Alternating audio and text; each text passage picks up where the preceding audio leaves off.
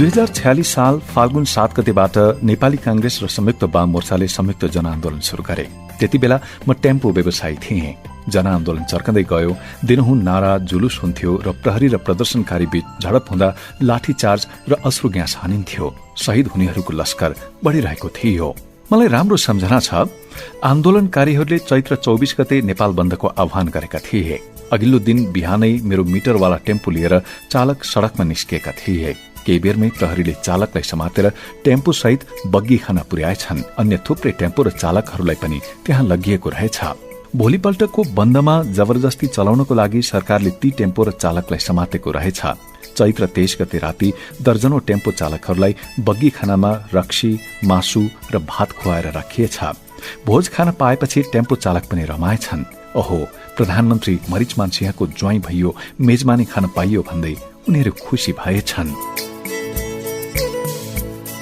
यता राति अबेरसम्म टेम्पो र चालक दुवैबारे कुनै खबर नपाउँदा म चिन्तित थिएँ। भोलिपल्ट बन्दको दिन मात्र मैले उनीहरूलाई बग्गी खान लगिएको र बन्दमा चलाउन लगाइएको थाहा पाएँ। मैले प्रहरीका अधिकृतहरूलाई सोधेँ, बन्दमा टेम्पो चलाउँदा आन्दोलनकारीले जलाइदिए भने कसले क्षतिपूर्ति दिन्छ? प्रहरी अधिकृतहरूले चिन्ता लिनु पर्दैन, सबै सरकारले बेहोर्छ भनेर मलाई आश्वस्त पार्न खोजे। चैत्र 24 गते एकजना सादा पोसाकका प्रहरीलाई समेत राखेर टेम्पो चलाइयो। मेरो चालकले टेम्पोलाई भोटे बहाल पुर्याएका मात्र के थिए आन्दोलनकारीहरूले देखिहाले। उनीहरूले बन्दको दिन चलाउने भन्दै मेरो टेम्पो पल्टाइदिए।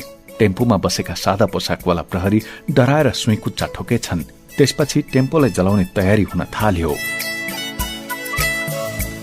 ठीक त्यही बेला केही आन्दोलनकारीहरूको ध्यान टेम्पोको पछाडि भागमा कलश चिन्ह सहित लेखिएको एउटा वाक्यमा गएर ठोकियो। त्यसमा लेखिएको थियो, हजुरलाई नमस्ते। टेम्पो जलाउन अघि सरेको भीड़ अब अलिक पछि हट्यो। ए पख यो त टारेको टेम्पो हो, एकजनाले भन्यो। तीन ताका भोटे बहालतिरका खड्गी दाजुभाइहरूसँग मेरो निकै घनिष्ठ सम्बन्ध थियो। खड्गी दाजुभाइसँग म घ्वाङराङ खेल खेल्थेँ। घ्वाङराङ भनेको 7वटा गुच्चा सानो खोबिल्टोमा माथिबाट फाल्ने र जोर परे खाने, बिजोर परे तिर्ने खेल। हामी बीच घिउ सोल्टी भन्ने थेगो चल्तीमा थियो। म भोटे बहालमा घ्वाङराङ खेल्न जाँदा खड्गी दाजुभाइहरूले हजुरलाई नमस्ते लेखिएको मेरो टेम्पो देखिरहन्थे।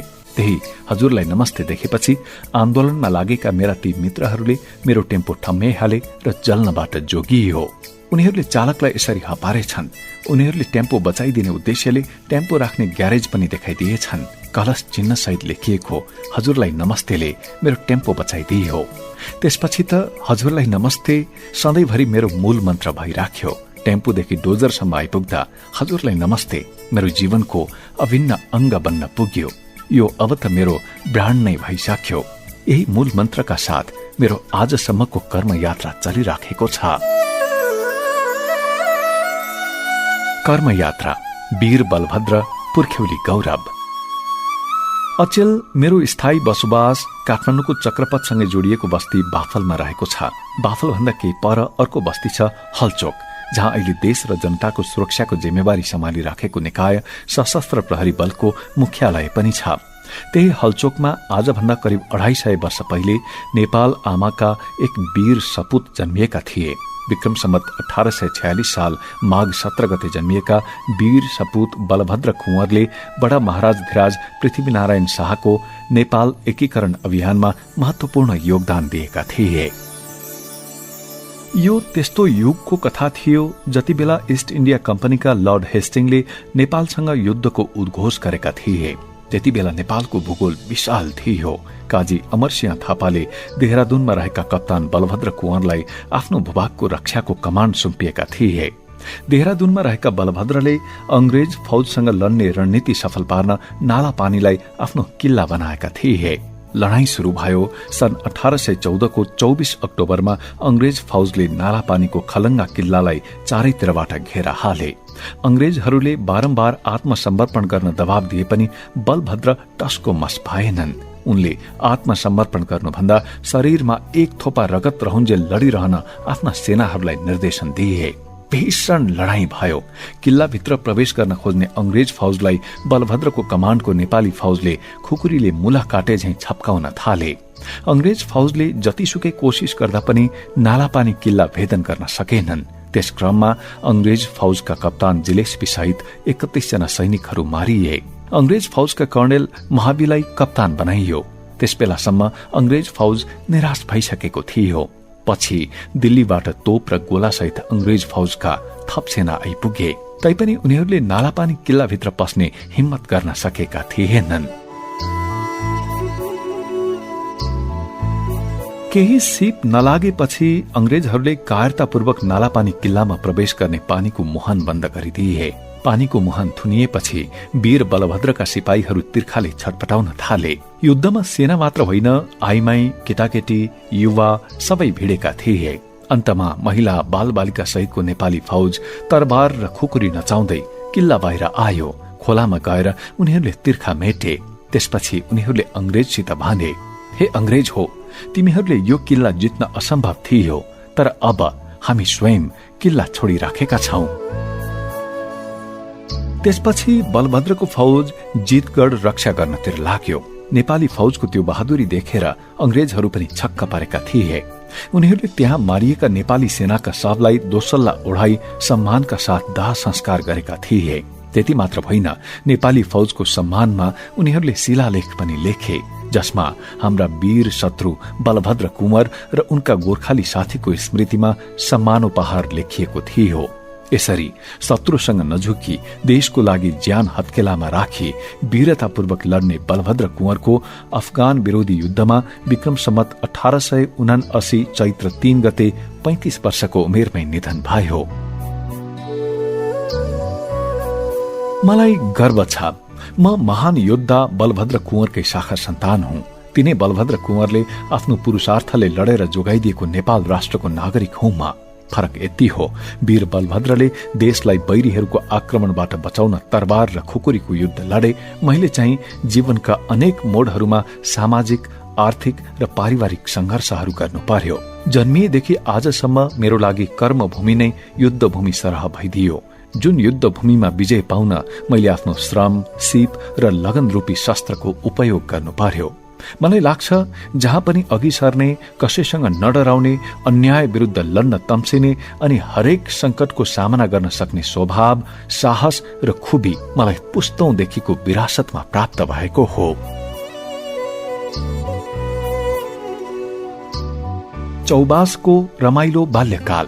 काभ्रे पलाञ्चोक जिल्लाको दोलालघाटबाट 19 किलोमिटर पर चौबास नाम गरेको एउटा ग्रामीण बस्ती छ। हाम्रा वत्स गोत्रका कुंवर पुर्खाहरू आजभन्दा 200 वर्ष पहिले नै त्यस गाउँमा पुगेका रहेछन्। विक्रम सम्वत 1904 देखि 1933 सम्म श्री 3 महाराज जंगबहादुर राणा कुंवरले नेपालमा शासन गरे। हामी जंगबहादुरकै हाँगा बिगा हौं। जंगबहादुरको शेखपछि उनका शाखा सन्तानलाई समाप्त गर्ने अभियान नै चलाइयो। त्यसबाट बच्न वत्स गोत्रका हाम्रा कुंवर पुर्खाहरूले केही वर्ष आफ्नो गोत्र नै एकाएक परिवर्तन गर्नु परेको रहेछ। उनीहरूले त्यसबेला वत्स गोत्र परिवर्तन गरेर आत्रेय कायम गरेका रहेछन्। करिब 50 वर्ष अघिदेखि काभ्रेका करिब 200 घर कुंवरहरूले फेरि आफ्नो सक्कली वत्स गोत्र नै कायम गरेका रहेछन्। काभ्रेको साबिक चौबास गाविस, जुन अहिले चौबास गाविस भुम्लु गाउँपालिकाको वडा नम्बर 4 मा परिणत हुन पुगेको छ, कोडका 4 मा तिनै कुंवरहरूको परिवारमा 2022 साल फाल्गुन 20 गते मेरो जन्म भयो। मेरा जिजु बुबा तेज बहादुर कुंवरका भाइ चौबास गाविसको जिम्मेवाल हुनुहुँदो रहेछ, जसलाई मैले देख्न पाइन। मेरो जिजु बुबा चाहिँ हिन्दुस्तान आर्मीका रिफेल दर्जामा हुनुहुन्थ्यो। त्यही भएर गाउँमा हुँदा हामी चाहिँ गाउँमा कति न ठूलो मान्छे जस्ता थियौं। हिङ नभए पनि हिङ बाँधेको टालो छ भनेर फुर्ती लगाउँथ्यौं। कसैले फुर्ती गर्यो भने हामी पनि रिफेलका सन्तान हौ बुझिस भनेर बडप्पन देखाउँथ्यौं। कालान्तरमा व्यवसायका दौरानमा सिटिजन बैंकका प्रमुख कार्यकारी अधिकृत तथा बैंकर संघका अध्यक्ष राजन सिंह भण्डारीसँग भेट हुँदा पनि त्यही प्रसंग चल्यो। सिटिजन बैंकमा हेभी इक्विपमेन्ट व्यवसायी महासंघको तर्फबाट म व्यवसायीको मेसिन लिलामी रोक्न गएको थिएँ। बैंकका कार्यकारी प्रमुख राजन सिंह भण्डारीसँग मैले भनेको थिएँ, गाउँ गाउँबाट साहुहरूलाई शोषक सामन्त भनेर कुनै बेला क्रान्तिकारीहरूले गाउँ निकाला गरेका थिए। तर ती शोषक र सामन्तहरूले कहिल्यै पनि एकै पटक गरीबको घरबार उठाएनन्। तर अहिलेका बैंकहरूले राज्यसँग लाइसेन्स लिएर गरीब जनताको घरबास उठाएका छन्। त्यसैले शोषक र सामन्त त बैंकहरू भएका छन्। म पनि जिम्हलको सन्तान रिफेलको नाति हुँ। जसरी शोषक र सामन्तको दर्जा पाएर साहुहरू गाउँबाट लखेटिनु पर्यो, त्यसै गरी बैंकहरू पनि भाग्नु पर्नेछ। मैले म त रिफेलको नाति भनेर के भनेको थिएँ, उहाँ हाँस्नु भयो। रिफेल भनेको जर्नेल कर्नेल होलान् भनेको त राइफल बोक्ने मान्छे पो रहेछन् भन्ने कुरा उहाँबाट थाहा पाएपछि म पनि दङ्ग परेको थिएँ। जिजु बुबा तेजबहादुरका 6 सन्तान मध्ये जेठा छोरा भीमबहादुर कुँवर मेरो हजुरबुवा हुन्। हजुरबुवा भीमबहादुर खान लाउन पुग्ने परिवारमै गनिनुहुन्थ्यो। त्यो बेला एक माना खान पुग्ने परिवारलाई धनी नै मानिन्थ्यो। जिल्लाबाट चौबास गाउँ पञ्चायतमा जाने सरकारी अधिकारी तथा ठूला बडाहरू हाम्रा जिजुबुबा हजुरबुवाको घरमा बस्ने खाने गर्थे भने गाउँ पञ्चायत भरिकै मानिस अन्न ज्याला लिन आउँथे। त्यस बापत बर्खामा मकै गोड्ने खेत रोप्ने काम गरिदिन्थे। दुःख सुखमा गाउँलेलाई नगद सापटी पनि दिन्थे। हजुरबुवा भीमबहादुर कुँवरकी जेठी श्रीमतीतिरका 2टी छोरीहरू मेरा फुपूहरू मध्ये एउटीको सुँगुरे भन्ने ठाउँमा घर थियो भने अर्कीको धुसिनी शिवालयमा घर थियो। दुवैजनाको विवाह गौतमसँग भएको रहेछ। जेठो छोरा अर्थात् मेरा बुबाकी आमा हाम्री हजुरआमालाई एक दिन पखाला लागेछ। पखाला लागेको बेला पानी खान दिनुहुन्न भन्ने तत्कालीन समयमा अन्धविश्वास रहेको थियो। हजुरआमाले बारम्बार पानी खान माग्दा पनि पानी दिएनछ। हजुरआमा पानी पानी भन्दै बित्नु भएछ। त्यति बेला मेरो बुबा जम्मा 2 वर्षको हुनुहुँदो रहेछ। हजुरआमा बितेपछि मेरो बुबा टुरो हुनु भयो। त्यसपछि हजुरबुबाले अर्को विवाह गर्नु भएछ। कान्छी हजुरआमाको तर्फबाट 9 जना सन्तान भए। काकाहरू पृथ्वी बहादुर कुँवर, देवी बहादुर कुँवर, हरिबहादुर कुँवर, गोरख बहादुर कुँवरको जन्म भयो। फुपू मध्ये बिन्दाको धुस्किनेमा विवाह भएछ। माइली भक्ति दिदीको काभ्रेको कोशीपारी स्थित रामचेमा कार्की परिवारमा विवाह भएछ। साइनी फुपूको विवाह दोलालघाट खुम्बारीका शिव बुढाथोकीसँग भएछ। काहिली हुमाको विवाह बनेपा बाँसडोलमा भएछ भने कान्छी फुपू देउतालाई सल्ले भन्ने ठाउँमा खड्का परिवारलाई दिइयो। मेरा बुबा 1988 सालमा जन्मिनु भएको हो। मेरो बुबाको पहिलो विवाह सिमथली गाविसमा भण्डारी परिवारमा भएको रहेछ। त्यसपछि मेरो बुबा हजुरबुवासँग अंश लिएर बेग्लै बस्नु भएछ। पहिली आमा सधैँ बिरामी भइरहने भएकी हुँदा सन्तान बिना नै उहाँको निधन भएछ। त्यसपछि बुबाले अर्को विवाह गर्नुभयो, जुन आमाको कोखबाट म सहित 6 जना छोरा र एउटी छोरीको जन्म भयो। जसमध्ये जेठो छोरो लालबहादुर कुँवर जो 2035 सालमा बेपत्ता हुनुभयो, माइला चित्रबहादुर, साइलो म, काहिलो चेतबहादुर कुँवर, ठूलो कान्छा ध्रुवबहादुर कुँवर र कान्छा शेरबहादुर कुँवर। हाम्री प्यारी कान्छी बहिनी चाहिँ माया हुन्। हाम्रा हजुरबा 6 जना थिए भने मेरा बुबाका भाइहरू 5 जना। मेरो बुबाका पनि हामी 6 जना छोराहरू भाइ हौं।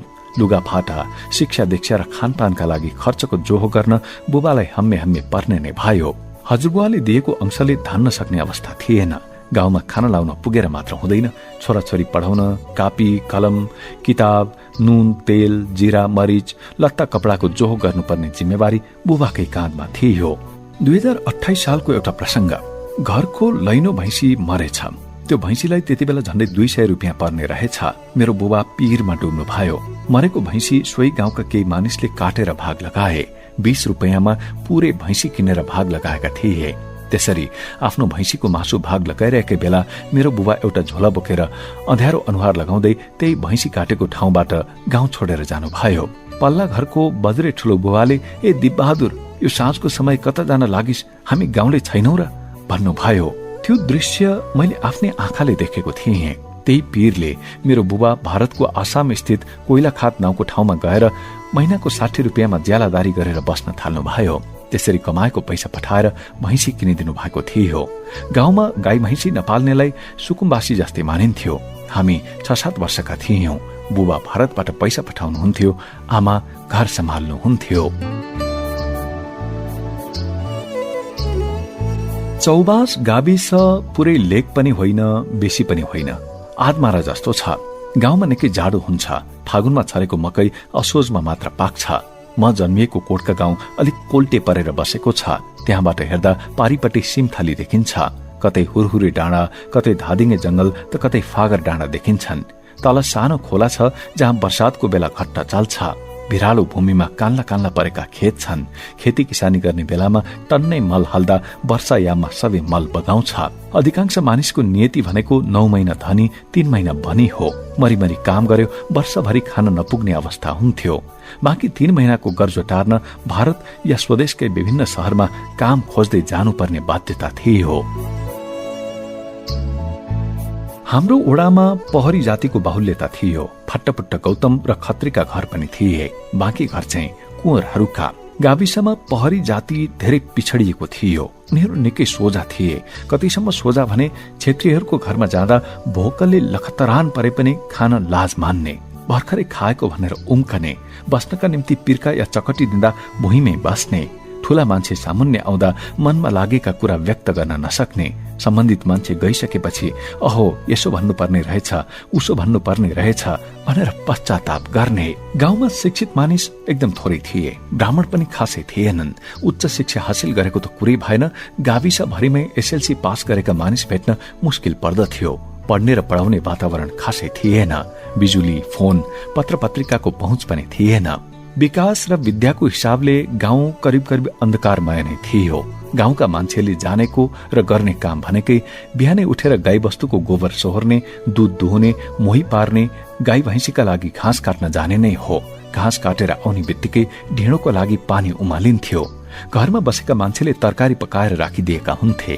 तर घरमा मानिस नहुँदा घाँस काटेर आउना साथ ढिँडोको पानी र गुन्द्रुक उमालेर खान्थे र लगत्तै मेलापात जान हतार हुन्थ्यो। मौसम अनुसारको तरकारी हुन्थ्यो। कहिले साग, कहिले फर्सी, कहिले फर्सीको मुन्टा, कहिले गुन्द्रुक त कहिले दाल फाँडो खाइन्थ्यो।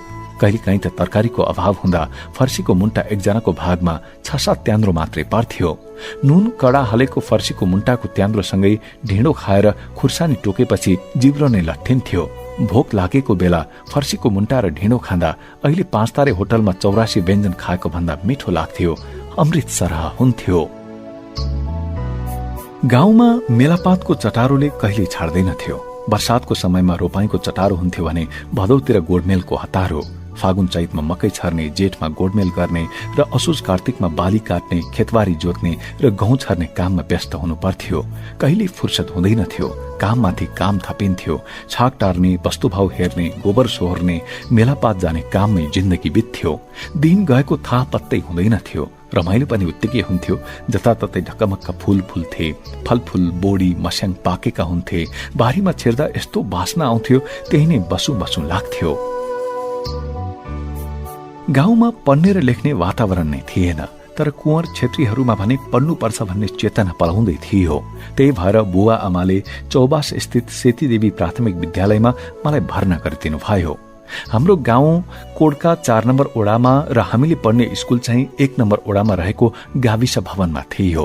स्कुल पढ्न ठाडो उकालो जानुपर्ने भएको हुँदा करिब 1 घण्टा नै लाग्थ्यो। घरमा भात पकाएर खाएर जाँदा ढिलो हुन्थ्यो। शिक्षकहरू पनि कोही भिनाजु, कोही काका, कोही केही न केही नाता पर्ने थिए। तर पनि ढिलो जाँदा शिक्षकले लट्ठीले हानिहाल्थे। त्यो प्रहार खपि नसक्नुहुन्थ्यो। स्कुलमा ढिला गएका दिन शिक्षकले कुटलान भनेर म घरतिरबाट सुन्तला जस्ता केही न केही कोसीले बोकेर जान्थे। घरमा गृह कार्य गर्ने चलन हुँदैनथ्यो। लेख्नको लागि काठको पाटी हुन्थ्यो। त्यसमा कालो अँगाड दलिन्थ्यो र खरी ढुङ्गाले लेखिन्थ्यो।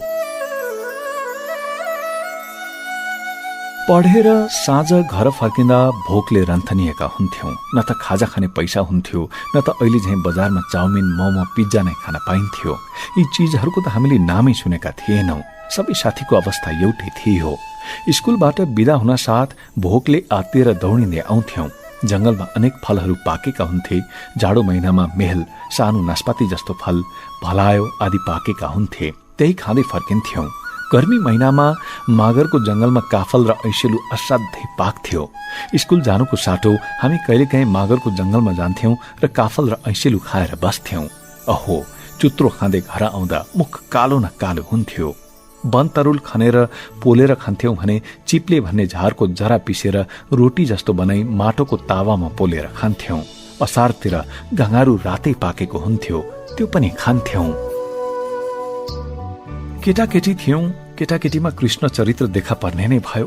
हामी बिठ्याई पनि उत्पात गर्थ्यौं। चौबासमा साना पसलहरू थिए। मसँग पढ्न जाने काकाले मलाई घरको अदुवा, चामल, फलफूल आदि चोर्न सिकाउँथे। भगवान कृष्णले दही र नौनी चोरे झैं म पनि घरबाट ती चीजहरू चोरेर ल्याउँथे र बजारमा बेच्थे। त्यो पैसाबाट हामी पिपरमेन्ट चकलेट, शीतल गेडी, बिस्कुट आदि किनेर खान्थ्यौं।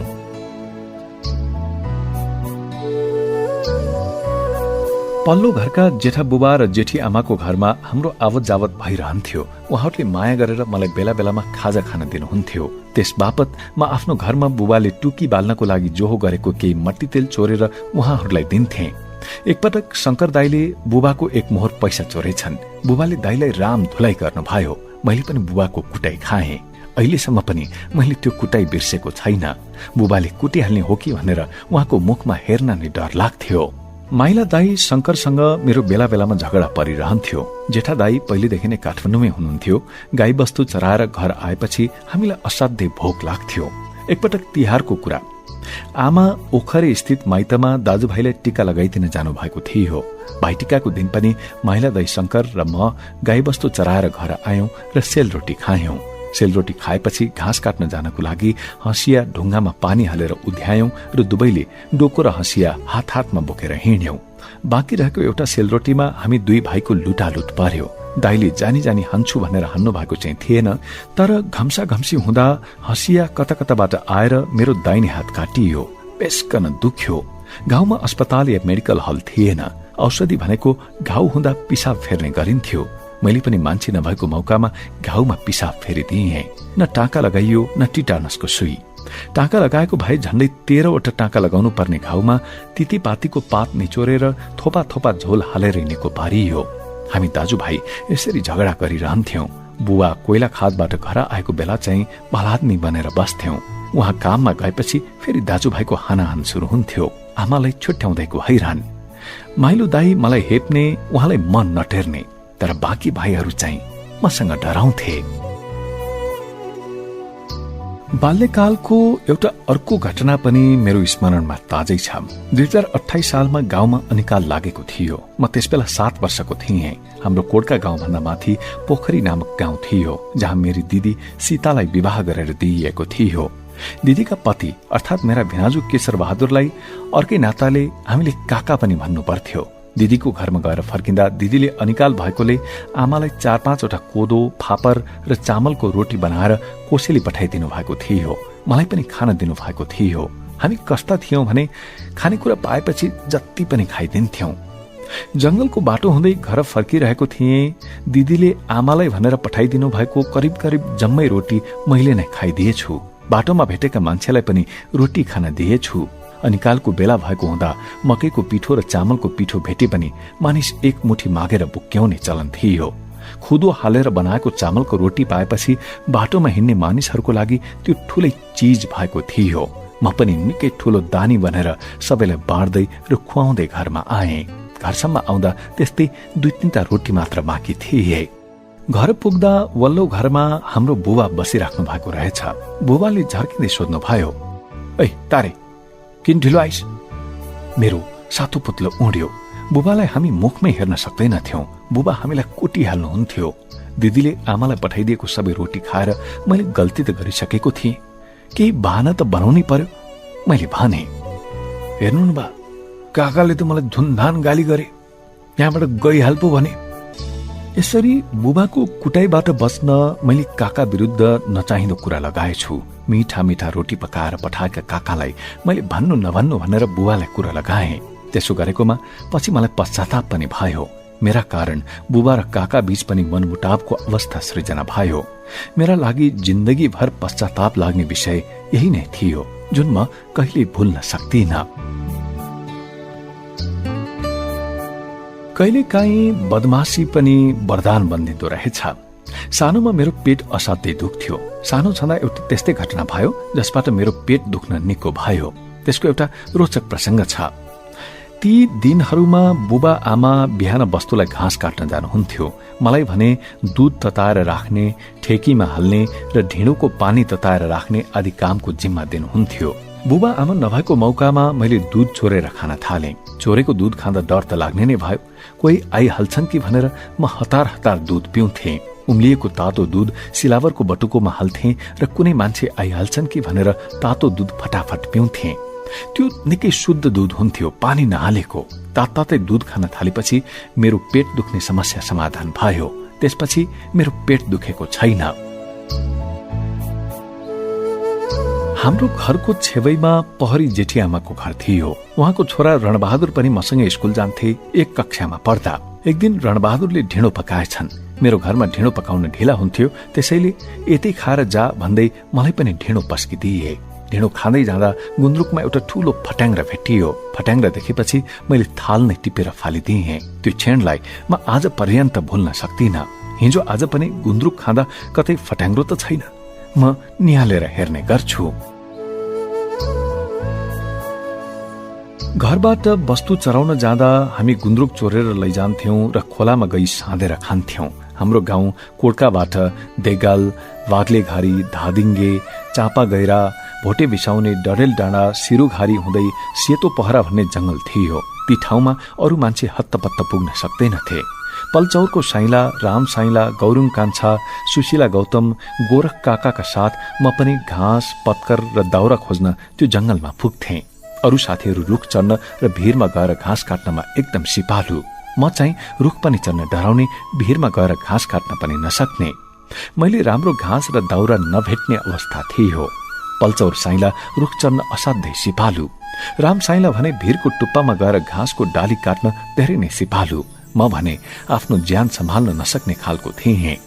एकपटक जंगलमा घाँस काट्न जाँदा म डोको बोकेर उकालो चढेछु। फर्किँदा त आउनै सकिन। डोको बोक्नु त परे जाओस्, ज्यानै ल्याउन सकिएन। पल्चौरका साइलाले मेरो डोको त पार गराए, तर म एक्लै आउन खोज्दा पनि आउन सकिन।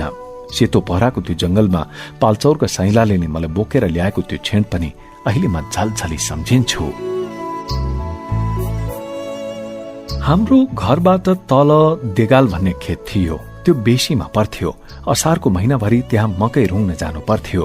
बाँदरले सबै मकै खाइदिने भएकाले हामी 5-7 जना सल्लाहको सुलीको खोल्मो बनाएर अँध्यारो नहुन्जेलसम्म कुरेर बस्थ्यौं। बाँदरहरू एकातिरबाट हुल बाँधेर आउँथे, त्यसलाई लखेट्न जाँदा अर्कोतिरबाट अर्को हुल आएर मकै खाइदिन्थ्यो। दिक्क लागेपछि हामी सुर्ती बेरेर सोर्मी खान्थ्यौं। त्यति बेला सलाई वा लाइटर पाइँदैनथ्यो। हामी फलाम काट्ने ह्याक्सोको टुक्रा दलछिन ढुङ्गामा झुलोसँग राखेर रगड्थ्यौं। त्यसरी रगड्दा आगोको झिल्का निस्कन्थ्यो र त्यसैमा सोर्मे सल्काएर खान्थ्यौं। असारको अन्तिमतिर मकै पाक्थ्यो। हामी खोल्मुमै मकै पोलेर खाने गर्थ्यौं। घर फर्किँदा रातो माटोमा धमिराले बनाएको घरमा लामो लामो सर्प जस्तो च्याउ उम्रिएका हुन्थे। हामी त्यो च्याउ ल्याएर ढिँडोसँग मुछेर खान्थ्यौं। आज पर्यन्त पनि हाम्रो गाउँमा मनोरञ्जनका साधन खासै पुगेका छैनन्। हाम्रो पालामा जंगलमा वस्तु चराउन जाँदा आफ्ना दौतरीहरूसँग बसेर घाँसे गीत गाउने चलन थियो। केटी दौतरीहरूमा झ्यामसुरी, काला, बच्ची, ढक्कली, माछा पुतली, साइली आदि हामीसँगै वस्तु चराउन आउँथे। तीमध्ये कतिपय आफूले मन पराएका केटीहरू पनि हुन्थे। मन पराए पनि आफू सोझो भएकोले मन परेकी केटी पाइने हो कि होइन भन्ने ठेगान हुँदैन थियो। वस्तु चराउन जाँदा आफूले मन पराएकी दौतरी आइनन्, धेरै दिन हराइन् वा विवाह गरेर अन्त पठाइयो भने हामी यस्तो घाँसे गीत गाउँथ्यौं। यो वनको चरी कसले लग्यो हरि, बनै शून्य पारेर, जान्दैन काले भन्छ 2 जनाले, बनै शून्य पारेर। लामो भाका पारेर गाइने यो गीत टाढा टाढाका मान्छेले पनि सुन्थे। त्यसैमा थप्दै थप्दै विरह लाग्दा गीत गाइन्थ्यो। तिहारमा देउसी भैली खेलिन्थ्यो। पहरी जातिहरू मादल र मुरली बजाउन असाध्यै सिपालु। घरहरूमा 4-5 दिनसम्म पालै पालो मादल बजाउँदै देउसी खेलेर नाचिन्थ्यो। पहरीहरूको घरमा चाडपर्वमा जाँड टुट्दैनथ्यो। एक डबका जाँड खाएपछि क्षेत्रीहरू पुरै मात्तिन्थे। तिहारको बेला जताततै धान पाकेका हुन्थे। कोदो टिप्ने बेला पनि हुन्थ्यो। सयपत्री, मखमली, गोदावरी फूलको सुवास चारैतिर फैलिएको हुन्थ्यो। बारीमा बेथु, लट्टे, मस्याङ, बोडी आदि फल्दथे। पाकेका अम्बा महल खाने बेला त्यो साँच्चै रमाइलो समय हुन्थ्यो। बाँकी मनोरञ्जनका साधन त अरू के हुन्थे र? स्कुलमा पढ्दा खेल्न सिकेको उही डन्डी बियो, कबड्डी मात्रै थियो। फुटबल, भलिबल, क्रिकेट, बास्केटबल आदिको नामै सुनेका थिएनौं हामीले त्यति बेला। हामीले खेल्ने खेलौना हुन्थ्यो सल्लाहको बोक्राको बन्दुक। हाम्रो गाउँको तल सल्लाहको ठूलो जंगल थियो। त्यसको बोक्रा ताछेर बन्दुक आकारको बनाउँथ्यौं र स्कुल जाँदा लैजान्थ्यौं। एक दिनको कुरा हो, त्यो बन्दुक नवराज कुँवर नामको 3 कक्षाको विद्यार्थी जो नाताले मेरो काका पनि पर्थे उनले देखेछन्। उनले बेलुका हामीले लुकाएको ठाउँबाट त्यो बन्दुक ल्याएर शिक्षक कमल बहादुर थापालाई दिएछन्। शिक्षकले मलाई यति धेरै छडी हाने कि 3-4 दिन स्कुल नै जान सकिन म। त्यसको खास कारण के थियो भने कोड्काबाट ती शिक्षककै भान्जी र म सँगै स्कुल जान्थ्यौं। हामी दुईजना मिलेको कुनै साथीलाई मन परेको रहेनछ। हाम्रो ईर्ष्या गर्ने तिनै साथीले हामीले बन्दुक लुकाएको ठाउँ मेरा काका पर्नेलाई देखाइदिएछन् र उनले ती शिक्षकलाई लगेर दिएछन्। फलस्वरूप मैले पिटाई खानु पर्यो। जे होस्, कक्षा 1 पास भएर 2 कक्षाको अन्त्यतिर पुग्दा म स्वस्थानीको किताब पढ्न र चिठीहरू जेनतेन लेख्न सक्ने भइसकेको थिएँ। कक्षा 2 मा पढ्दा पढ्दै मेरो जीवनको मोड बदलियो। म त्यो रमाइलो प्यारो आफ्नो गाउँ छोडेर देशको राजधानी काठमाडौँ आए। त्यसपछि होमिए जीवनको कठोर संघर्षमा। पढाइका लागि परिश्रम। रोपाई सकिएपछि गाउँका पुरुषहरू 15-20 दिन काठमाडौँ गएर ज्यालादारी गरेर नुन मट्टीतेलका लागि केही पैसा कमाएर फर्किन्थे। धानको गोडमेल सिद्ध्याएपछि फेरि 10-15 दिनका लागि काठमाडौँ जान्थे। काठमाडौँमा गाउँका दाजुभाइले गर्ने काम त्यही रिक्सा चलाउने, गाडा ठेल्ने र लोड अनलोड गर्ने नै हुन्थ्यो। जे काम पाइन्छ त्यही गर्दथे। कमाएको पैसाले नयाँ लुगा किनेर लगाउँथे र लाहुरे बनेर गाउँमा फुर्तीका साथ फर्किन्थे। त्यसरी गाउँ जाँदा उनीहरू आफूलाई शक्तिशाली सम्झिन्थे। उनीहरू सबैको नजरमा सम्मानको पात्र बन्थे। खल्तीमा 2-4 सय हुन्थ्यो, नयाँ लुगा हुन्थे। तत्कालीन समयमा गाउँमा काउली लसुन केही पनि हुँदैन थियो। काठमाडौँबाट 2-4 पैसा कमाएर फर्कनेहरूले जीरा मसला, काउली लसुन आदि लिएर आउँथे। त्यस्ताका सुर्ती र चुरोटका पारकीहरूले आफ्नै करेसामा काँचो पात अर्थात् सुर्ती रोपेका हुन्थे। त्यसैलाई पातमा बेरेर खान्थे। पैसा हुनेले चाहिँ सुर्ती किनी पातमा बेरेर बिँडी बनाएर खान्थे। त्यसलाई सोर्मी भनिन्थ्यो। उनीहरूले गणेश बिँडी 212, आशा चुरोट, पर्वत चुरोट, सुर्ती, खैनी, कपडा, मट्टीतेल, खाने तेल, नुहाउने साबुन आदि बोकेर आउँथे। काठमाडौँमा बसेर नयाँ लुगा लगाई फर्किएका ती दाजुभाइलाई गाउँमा लाउरे भनिन्थ्यो। उनीहरूले पनि कोसेली स्वरूप कसैलाई चुरोट बिँडी त कसैलाई बिस्कुट ल्याइदिन्थे। बुढापाकाहरूलाई बिस्कुट र सुर्ती उपहारका रूपमा दिन्थे। केही नहुँदा 1-1वटा लसुनको बोट नै दिन्थे, जुन गुन्द्रुकमा मिसाएर खाँदा असाध्यै मिठो हुन्थ्यो। अहो, काठमाडौँबाट फलानु लाहुरे आएको छ, त्यसले चुरोट ल्याएको छ कि भन्दै लाहुरेको घरमा गाउँलेको भिड नै लाग्दथ्यो। ती कस्ता लाहुरे थिए भने घर फर्किँदा तडक भडक देखाउँथे र 10-15 दिनमा सबै पैसा सकिएपछि फेरि काठमाडौँ जान हतारिन्थे। मेरो जेठो दाजु लालबहादुर कुँवर पनि काठमाडौँमै हुनुहुन्थ्यो। उहाँ दिल्ली बजार स्थित सड़क विभागको एकजना इन्जिनियरको घरमा बस्नुहुन्थ्यो र नक्साल स्थित नन्दी रात्रि माविमा पढ्नुहुन्थ्यो। ती इन्जिनियरलाई मेरो बुबाले काठमाडौँ जाँदा गाउँबाट कुराउनी र घिउ लगायतका कोसेली लगिदिनुहुन्थ्यो। त्यही नाताले बुबाले दाजुलाई त्यहाँ काम गर्ने र पढ्ने पनि भनेर छोडिदिनु भएको रहेछ।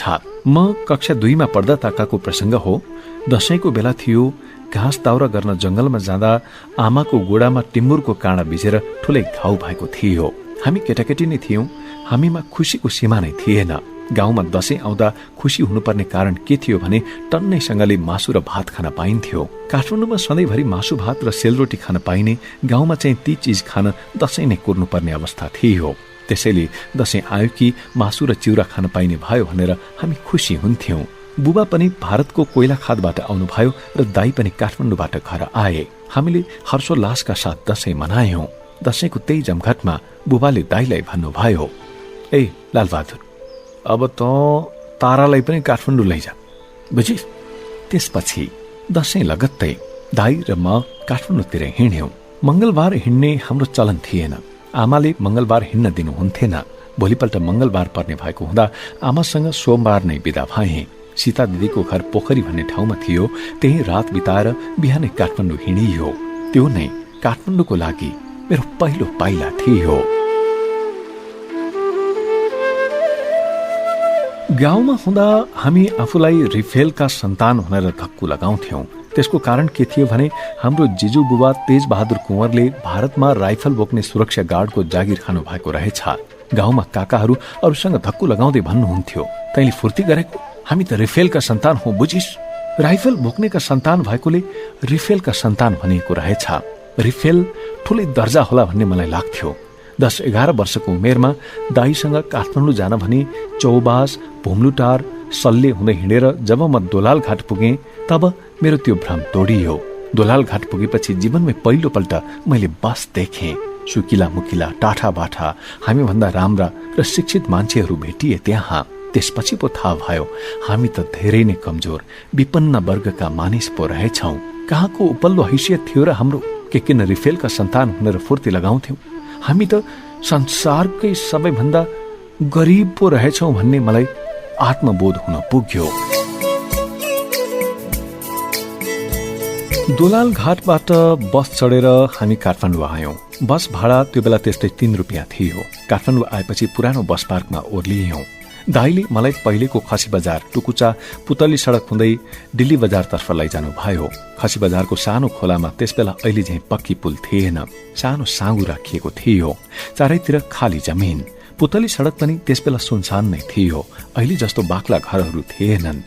दिल्ली बजार पुगेपछि भने जताततै घरै घर देखिए। बाटोमा मैले एउटा 2 पाङ्ग्रे वस्तु हुँकिएर आएको देखेँ। त्यसलाई मोटरसाइकल वा भटभटे भन्दा रहेछन्।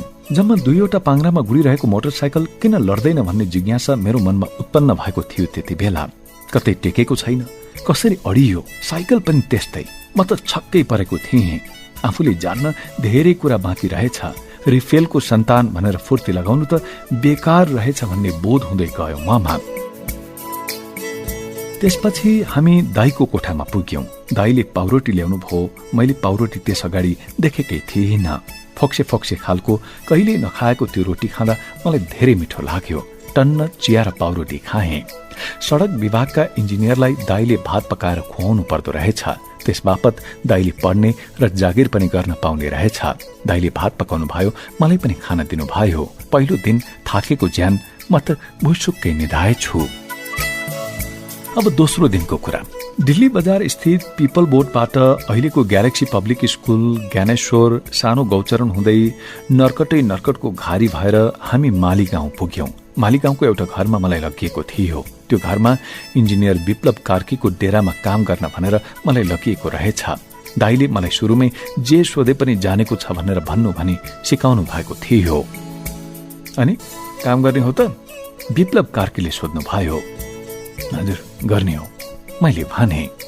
अनि चिया बनाउन आउँछ त तिमीलाई? आफूले कहिले चिया पकाएको भए पो आउनु, तै पनि भनिदिए। आउँछ हजुर। अनि मासु पकाउन, लुगा धुन? आउँछ, त्यो पनि आउँछ हजुर। पुलाउ पकाउन आउँछ कि आउँदैन? आइरन लाउन आउँछ? कफी पकाउन अनि बजार गएर सामान किन्न आउँछ कि आउँदैन? पुलाउ कस्तो हुन्छ मैले देखेको सम्म पनि थिइनँ। खाने त कुरै आएन, तै पनि भनिदिए। आउँछ हजुर, पुलाउ पकाउनु पनि आउँछ। कफी पनि देखेको थिइनँ, त्यो पनि बनाउन आउँछ भनिदिए। जे सोधे मैले सबै आउँछ भनिदिए। विप्लव कार्की जिल्ला पर्नु भयो। उहाँले यो त बडो टाठो र ट्यालेन्ट केटो रहेछ भन्दै मलाई काममा राख्नु भयो। गाउँको रमाइलो परिवेश छोडेर सहर पसेको थिएँ म। चिने जानेका कोही पनि थिएनन्। 10-15 दिनसम्म मलाई आमाको झझल्कोले सतायो। झन्डै 10 दिन त रोएरै बिताएँ। हुन त मनमा कहिले पनि म दुखी हुँ भन्ने आभास उत्पन्न भएन। यसो हेर्दा मेरो उमेर सरहका केटाकेटी कोही गुच्चा खेलेर बसिरहेका हुन्थे, कोही चङ्गा उडाएर रमाइलो गरिरहेका हुन्थे।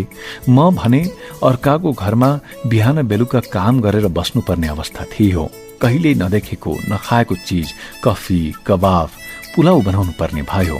भाँडा माझ्नु पर्ने, भात पकाउनु पर्ने, तरकारी किन्न जानुपर्ने काम आदि त छँदै थियो।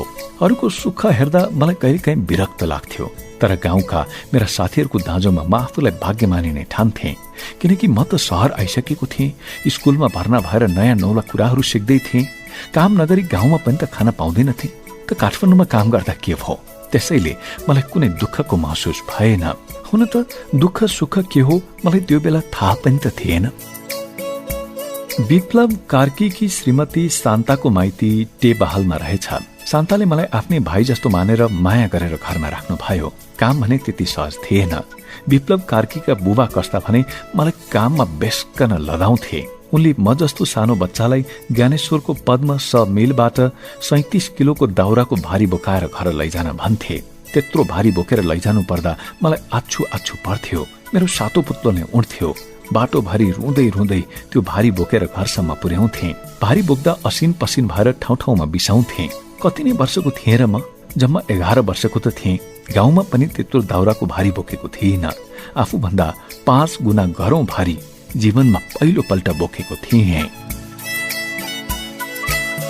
साहुको घरमा एक दिन बेलुका बिजुली बत्ती निभ्यो। साहुनीले टुकी बत्ती बाल्नु भन्नुभयो। हेर्छु किन बत्ती बलेन भनेर म मेचमाथि चढेँ। बिजुलीको चिम झिकेर गिलास थापेर बसेँ। बिजुली पानीबाट निस्कन्छ भन्ने मैले 4 कक्षाको किताबमा पढेको थिएँ। तर निकै बेर पानी आएन। हल्ला गरेँ, बिजुलीबाट पानी किन आएन भनेर। सबैजना गलल्ल हाँसे। तारमा कहिले पानी आउँछ र मूर्ख भनिन् साहुनीले। म त मूर्खै रहेछु साँच्चै। बिजुली पछाडि पानी हुन्छ त्यो तारमै आइरहेको छ भन्ने सोच्दो रहेछु। अहिले पनि त्यो प्रसङ्ग सम्झिँदा मलाई निकै हाँसो उठ्छ। मालिकनी शान्ताले मलाई माया नै गर्नुहुन्थ्यो। त्यो बेला बोतलको दुध लिन माली गाउँबाट सानो गौचरणसम्म पुग्नु पर्थ्यो। दुध लिएर आउने काम मेरै हुन्थ्यो। एकपटक दुध लिएर फर्किँदै गर्दा एउटा बोतल भुइँमा झरेर फुट्यो।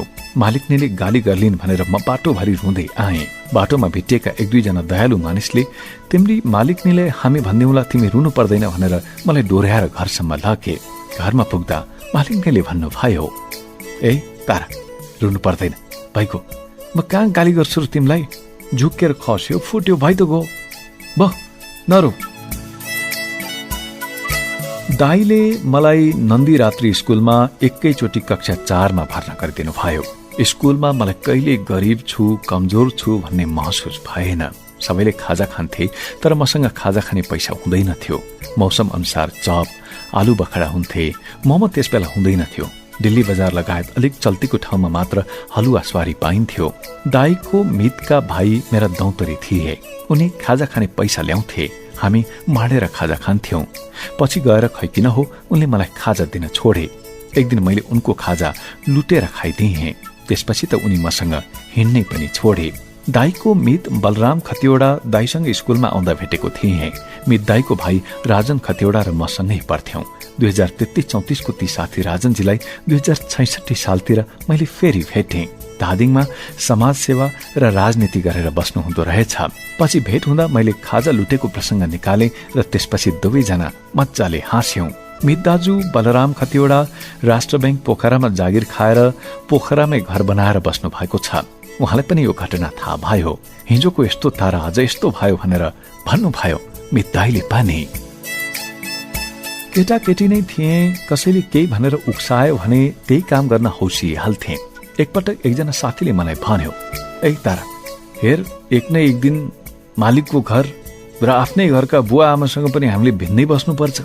त्यही भएर त्यसको लागि चाहिने सामानको अहिलेदेखि जोग गर्नुपर्छ। हेर, हुन पनि काकाहरू विवाह गरेपछि बाक्लो दाल खाने भनेर बेग्लै बस्ने चलन पहिलेदेखि नै थियो।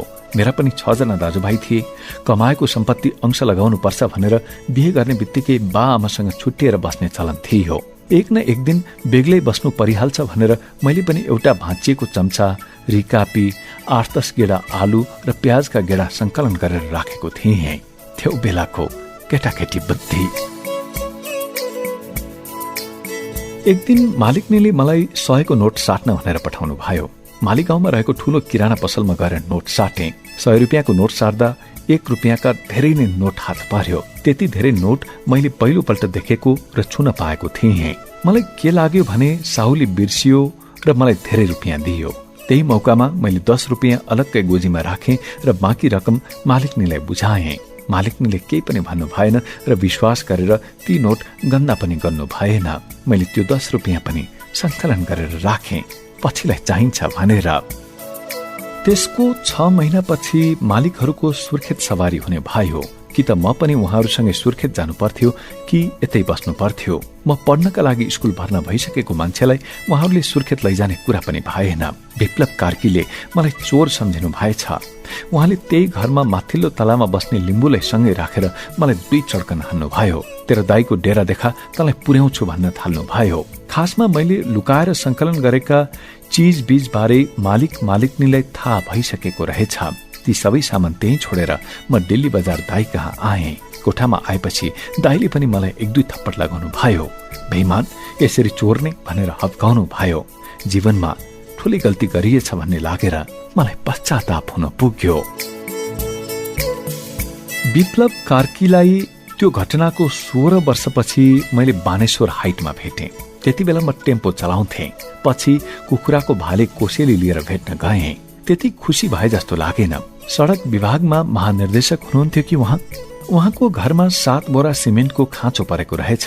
मलाई सिमेन्ट ल्याइदेऊ न तारा भनेर भन्नुभयो। सिमेन्टलाई पैसा मागेको पहिले कि 10 रुपियाँ लिने तारा सम्झेर होला, आफै हालेर ल्याऊ अनि दिउँला भन्नुभयो। प्रति बोरा 217 रुपियाँ तिरेर लगिदिए।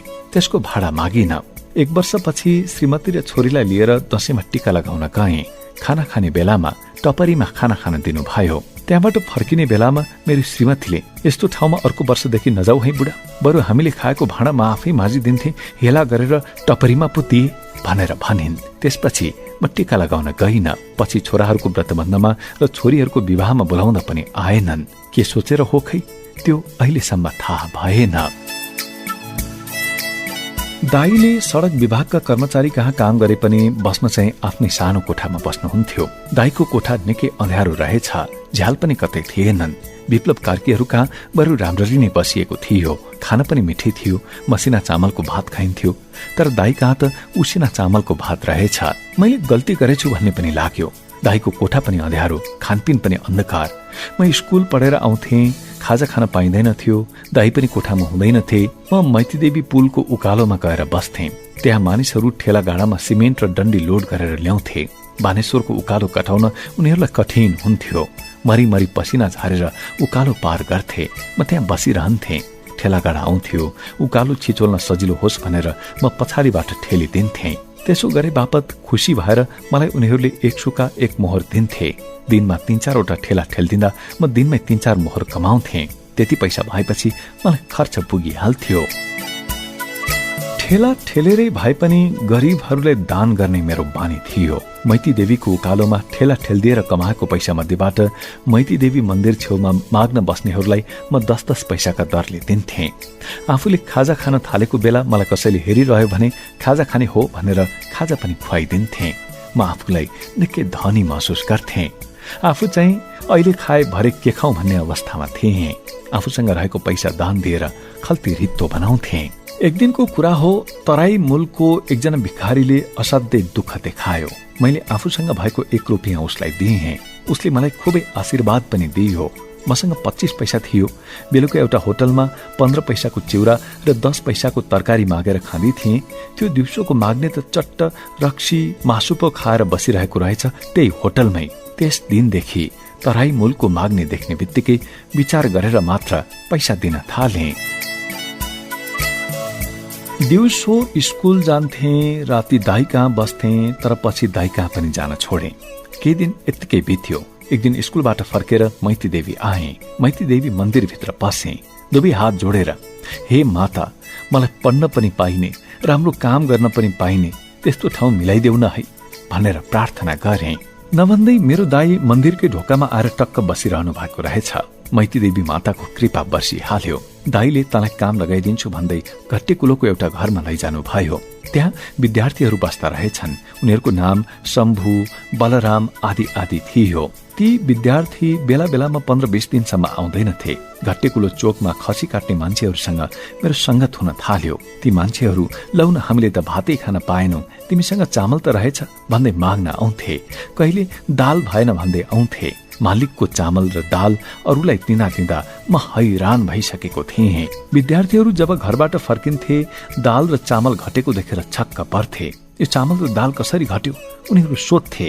खसी काट्ने मान्छेले भात खान पाइन भन्यो, मैले त उसैले दिएँ भनेर भनिदिन्थे। उनीहरूसँग राम्रैसँग बसिराखेको थिएँ।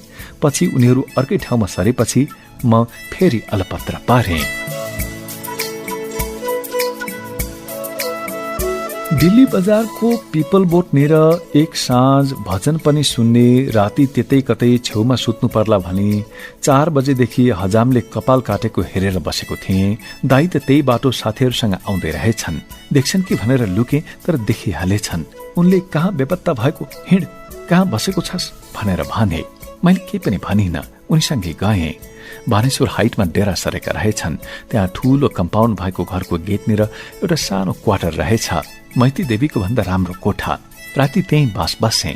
बिहान दाजु उठेपछि अफिस गए र मलाई खाना बनाएर राख्न हराए। मैले तरकारी पकाएँ र सुल्लावाला स्टोभमा भात बसालेर गोलभेडा धनियाँ किन्न पसलतिर लागेँ। बाहिर निस्किँदा एकजना चिनेको मानिस भेटे। उनले चिया खाने प्रस्ताव राखे। चिया खाएपछि म त उनीसँगै पुतली सडकतिर पो लागेछु। 2 बजेतिर डेरामा फर्किँदा त सिलावरको डेक्ची पुरै डढेर भात त कालो न कालो भएछ। घरका मालिकले ढोकाको तालचा फोरेर स्टोभ निभाइदिएछन्।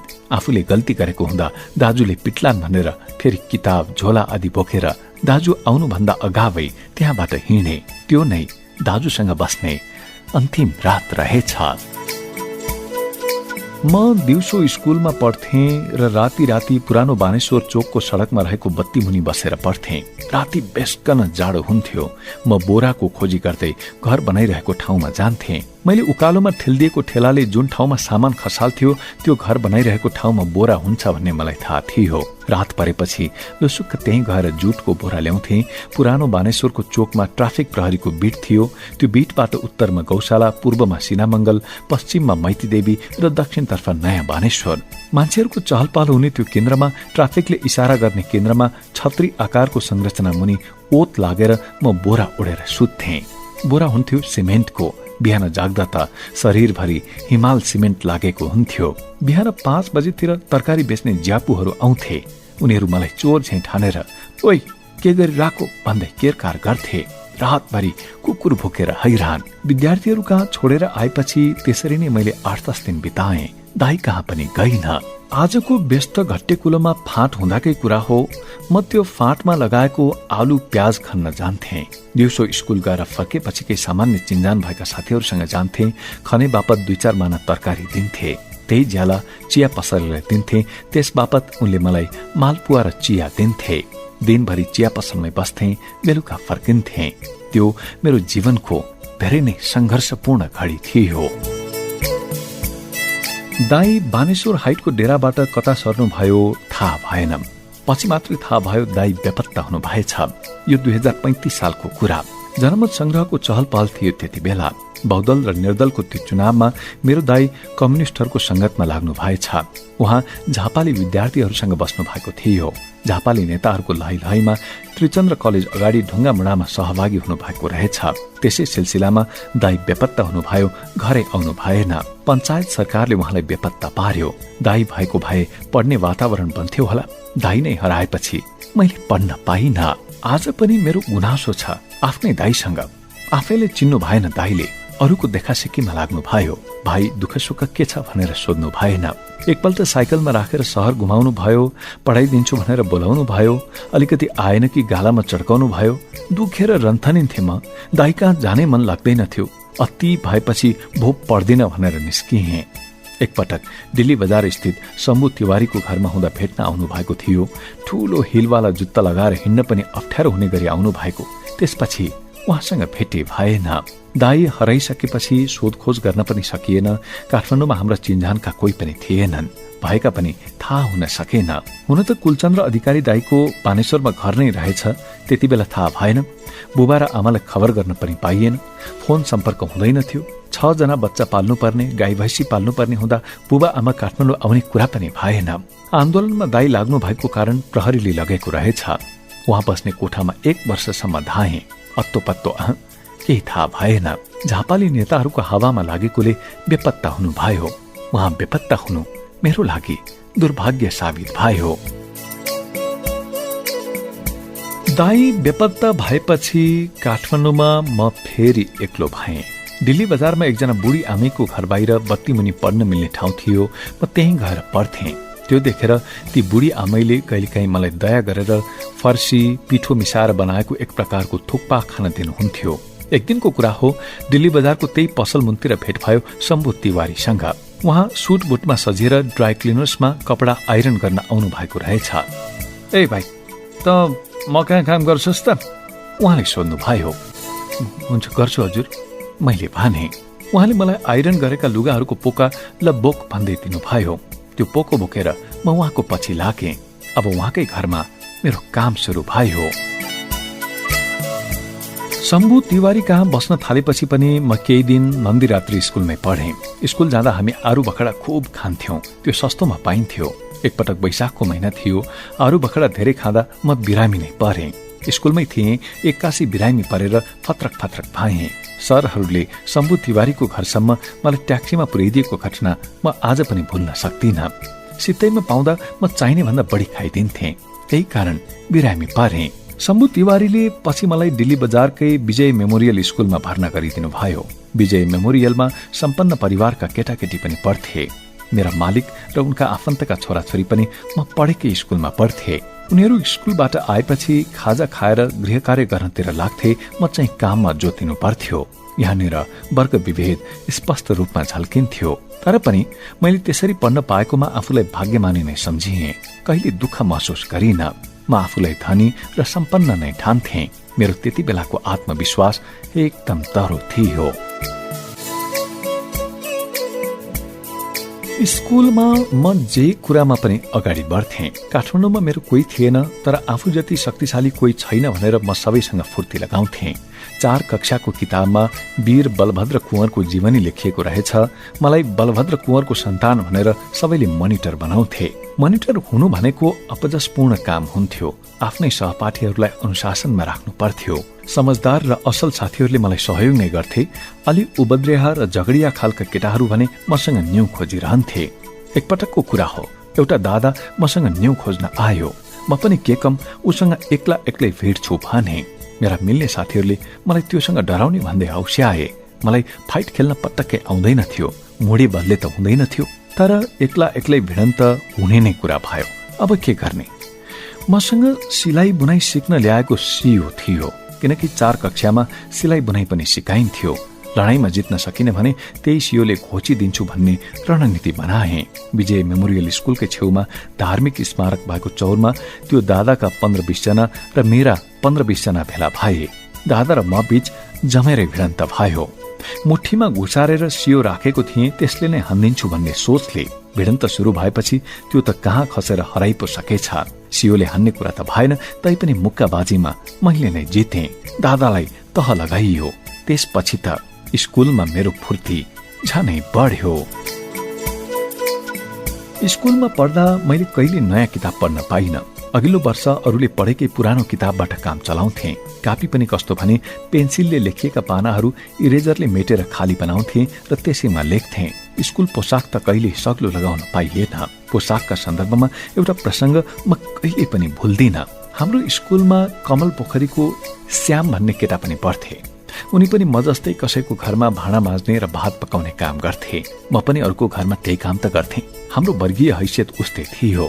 श्यामले स्कुलमा आउँदा जहिले पनि पाइन्ट स्कुलको पोसाक अनुसारको लगाउँथे, सर्ट भने अर्कै हुन्थ्यो। म चाहिँ सर्ट मात्र स्कुलको पोसाक अनुसारको लगाउँथे, तल पाइन्ट भने अर्कै हुन्थ्यो। त्यसैले कहिले स्कुलको पोसाक लगाउन पाइएन, साहुले पनि हालिदिएनन्। शिक्षकहरू हामीलाई ड्रेस लगाएर आऊ भन्थे। त्यो कुरा कसलाई सुनाउने, कसलाई भन्ने? एक दिन सरले हामीलाई बोलाएर भने, ए श्याम, तारा, तिमीहरू 2 जना मध्ये कि त तैँले पाइन्ट फुकालेर उसलाई दे, कि तैँले सर्ट फुकालेर उसलाई दे। एकजनालाई त ड्रेस हुन्छ। त्यसपछि हामीले ती शिक्षकले भने अनुसार गर्यौं। यो कक्षा 6 को कुरा थियो। हामीले पालै पालो साटेर पोसाक लगायौं।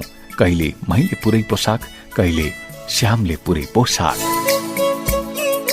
विजय स्मारक स्कुलमा पढ्दा ताकाका यस्ता धेरै तिता मिठा अनुभवहरू मेरो मानसपटलमा ताजै छन्। चोर्नु, ढाँट्नु र फट्याङ गर्नु हुँदैन रहेछ भन्ने पाठ मैले त्यसै बेला सिकेको थिएँ। यो 4 कक्षामा पढ्दाको कुरा थियो। कक्षामा रमेश जोशी नामका मेरा एकजना मिल्ने साथी थिए। उनका बुबा यातायात संस्थान टेकुमा कार्यरत थिए। घरमा भएका हुने खाने मान्छे नै थिए उनी, र घरबाट पैसा चोरेर ल्याउँथे। मलाई पनि चोर्न उक्साउँथे, तर मैले त्यसरी चोर्ने काम गरेको थिइनँ। उनले चोरेर ल्याएको पैसाबाट हामी खाजा खान्थ्यौं। एकपटक रमेश र म स्कुलबाट भागेर भ्रेकुटी मण्डप घुम्न गएका थियौं। उनले मलाई आफूसँगको पैसा राख्न दिए र उनी चाहिँ पौडी खेल्न गए। उनीसँग त्यति धेरै पैसा, मसँग चाहिँ कहिले पैसा नहुने। मैले रमेशले राख्न दिएको पैसाको पोकोबाट 20 रुपियाँ चोरे।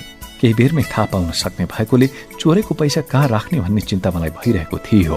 गोजीमा राख्यो भने थाहा पाउँछन् भनेर मैले ज्याकेटको च्यातिएको कुनातिर चोरेको पैसा घुसारे। पौडी खेलेर आएपछि रमेशले पैसा गने र भने, ओहो 20 रुपियाँ त हराएछ नि त, तैँले चोरिस कि के हो? तैँले दिएको नै यति, मसँग त छैन। रमेशले मेरो कुरा पत्यायो। मैले चोरेको भ्याउ पाएन। त्यसपछि उसको पैसाले हामीले दिनभरि खायौं र घर आयौं। चोरेको 20 रुपियाँले अब के गर्ने? मलाई रत्न पार्कमा बेच्न राख्ने सेलरोटी खान खुबै रहर थियो। एक दिन म स्कुल नगइकन सेलरोटी खान रत्न पार्कतिर लागे। बाग बजार भक्तपुर बस पार्क अगाडि खुला ठाउँ थियो। त्यहाँ पिसाब फेर्न जानु पर्यो भनेर भित्र छिरेको थिएँ। एउटा कुकुर झ्याप्पै टोक्न आयो। मैले हत्ता न पत्ता कुकुरको मुखलाई च्याप्पै समाते। कुकुरको मुखभित्र मेरो हत्केला पर्न गएछ क्यारे। कुकुरको मुख जति कसेर समात्थे उसले त्यति नै मेरो हातमा टोकेर प्वाल पार्दै गयो। उसले टोकेको टोकै गर्यो, मैले समातेको समाते गरेँ। उसले अन्त टोक्न त पाएन। उसको मुखमा मेरो हातको जति भाग पर्यो त्यतिमा टोकेर प्वाल पार्यो। धेरै बेर कुकुरसँग सङ्घर्ष चल्यो। पछि अन्य मानिसहरू आएर मलाई छुट्याइदिए। मेरो हातबाट रगतको धारा बग्न थाल्यो। त्यति बेला ट्याक्सी थिएन। एउटा रिक्सामा हालेर मानिसहरूले मलाई वीर अस्पताल पठाइदिए। वीर अस्पतालमा जाँदा त्यहाँ उपचार हुँदैन भनेर टेकु पठाइयो। टेकुका चिकित्सकले भोलिपल्टदेखि सुई लगाउन आउनुपर्छ भने। भोलिपल्ट सुई लगाउन जाँदा त मेरो सातो पुत्लो नै उड्यो। ओहो, मोटो न मोटो सुई हुँदो रहेछ। त्यसमा 200 ml जति झोल पदार्थ हुने रहेछ। त्यो सुई नाइटोमा लगाइँदो रहेछ। एउटा सुई लगाउन नै शास्ति, साह्रै पीडादायक। त्यो सुई 14 दिनसम्म लगातार लगाउनु पर्दो रहेछ। हरेक दिन सुई लगाउन जानुपर्ने भयो। पेटभरि खाएर जाँदा चाहिँ सुई लगाउँदा सामान्य दुख्ने रहेछ। भोको पेटमा सुई लगाउँदा दुखेर फत्रक फत्रक पार्दो रहेछ। 1-2 पटक खाएर गएको थिएँ, दुखेको पत्तो पाइएन। एकपटक खाना नखाई सुई लगाएँ। टेकुबाट त्रिपुरेश्वरसम्म पुग्दा त फत्रक फत्रक नै पार्यो। असाध्यै दुख्यो। बाटोमै रुन थाले। म चिच्याएको देखेर वरिपरिका मानिसले मलाई फेरि टेकुको त्यही अस्पताल पुर्याइदिए। अस्पतालमा दुखेको ठाउँमा हट वाटर बेलुनले सेक्न दिए। त्यसले सेक्दा पनि दुख्न छाडेन। केही गर्दा पनि भएन। बेलुका 5 बज्न लागिसक्यो। दुखेको दुखे। 5 बजेतिर एकजना महिलाले 5 रुपियाँ दिइन् र भनिन्, बाबु तिमीले केही पनि खाएको छैन जस्तो छ, द के खाएर आऊ। मलाई भोकले दुखेको होला भन्ने थाहा थिएन। बाहिर आएर बम पाउरोटी र 1 कप चिया खाएपछि बल्ल दुख्न छाड्यो। 20 रुपियाँ चोरे बापतको सजाय मलाई भयंकर नै मिल्यो। एउटा अर्को घटना पनि सम्झिन्छु। दिल्ली बजारमा शम्भु तिवारीको घरमा बस्दाखेरिको प्रसंग। पद्मकन्या स्कुल अगाडि बाटो पिच हुँदै थियो। हामी बाल्टिन र ट्वाक लिएर अलकत्रा लिन गएका थियौं। अलकत्रा ल्याउने र त्यसबाट प्वाल परेका भाँडाकुँडा टाल्ने हाम्रो योजना थियो। पद्मकन्या स्कुल अगाडि बाटोमा ब्ल्याक टपिङ अर्थात पिच गर्नलाई तातो अलकत्रा ओछ्याइ राखिएको थियो। हामीले तातो न तातो उम्लिएको अलकत्रा 1 बाल्टिन मागेर ल्यायौं। फर्किँदा बाटोको छेउछाउ आएको भए केही हुँदैन थियो। मैले चप्पल लगाएको थिएँ। चप्पल लगाएका मेरा पाइलाहरू त्यही अलकत्रा ओछ्याइएको बाटोमा परे। मेरा गोडाहरू जहाँ टेक्यो त्यही अड्किन थाले। चप्पल छाडेर खाली खुट्टा हिँड्न खोजेको थिएँ। अलकत्राले च्याप्पै छोप्यो र म भुकलुक्कै लडे। बोकेको अलकत्रा मेरो शरीरभरि पोखियो। तातो अलकत्राले पोलेर शरीरमा घाउ नै घाउ बनायो। त्यहीको मन्दिरनेर मट्टीतेल बेचिन्थ्यो। मट्टीतेल मागेर शरीरमा लागेको अलकत्रा पुछे। त्यो अलकत्राले मलाई बिरामी नै बनायो। त्यसको दाग मेरो शरीरमा अहिलेसम्म पनि छ। जब जब म कतै सडक पिच भइरहेको देख्छु मलाई त्यही घटनाको सम्झना आउँछ।